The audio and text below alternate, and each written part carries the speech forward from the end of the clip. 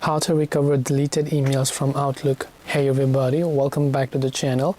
In today's video, I'm going to guide you on how you can recover deleted emails from Outlook, so make sure to watch the video till the end. So if you went to your Outlook website and then maybe you have tried to delete your emails over here, so you just select these options here and you just hit this little delete option over here to delete those emails. And now let's say that you decide that you want to get it back. So you can get it back by a very simple process. Just tap on the three lines option from the top left.